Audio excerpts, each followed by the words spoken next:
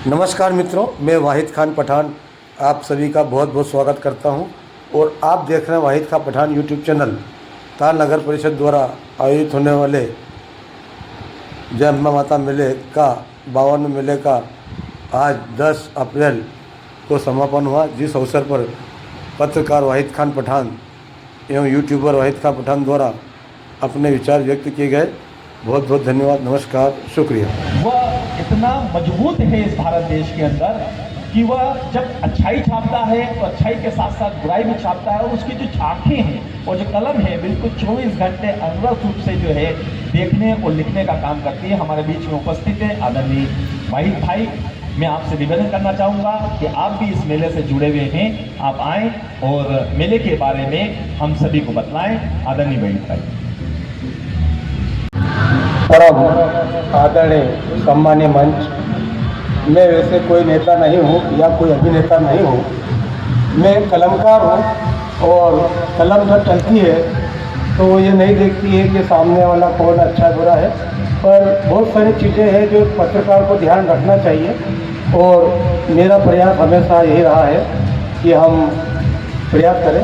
तो सबसे पहले मुझे यहाँ पर आमंत्रित करने के लिए नगर परिषद के आदरणीय अध्यक्ष महोदय श्री मुकेश जी परमार साहब और नगर परिषद को मैं बहुत बहुत धन्यवाद ज्ञापित करता हूँ। और साथ ही मैं ज़्यादा बोलना तो नहीं जानता हूँ, पर इतना जानता हूँ कि एक हिम्मत आदमी को, एक मजबूर आदमी को यहाँ पर बुलाकर मंच दिया और मंच पर उसका स्वागत सम्मान करना क्या होता है, ये गरीब आदमी से आप पूछ सकते हो, क्योंकि गरीब की स्थिति बहुत दयनीय होती है।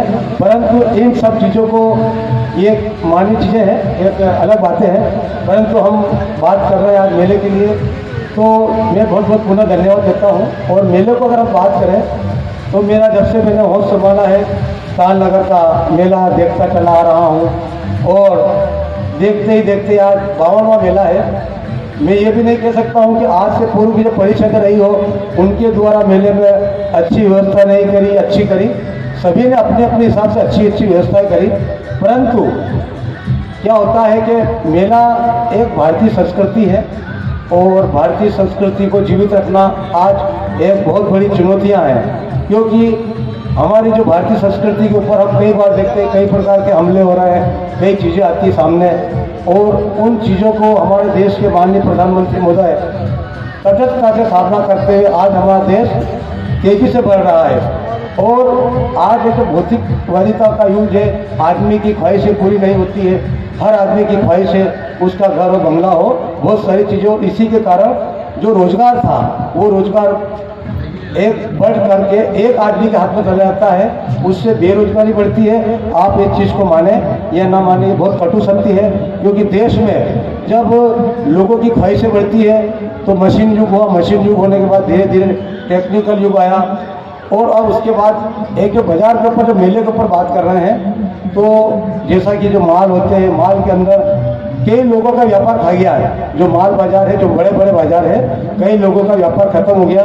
परंतु उन सब चीज़ों से हटकर हम बात करें ताल नगर परिषद में जो मेला 52 सालों से हो रहा है, बहुत बहुत नगर परिषद के अध्यक्ष से लेकर नगर परिषद का एक छोटा कर्मचारी सभी बधाई के पात्र हैं, क्योंकि यहाँ पर हिंदू, मुस्लिम, सिख, ईसाई कई तरह के व्यापारी आते हैं, दूर दूर से आते हैं और वो मेले का इंतजार करते हैं कि हम ताल के मेले में जाएंगे, व्यापार करेंगे।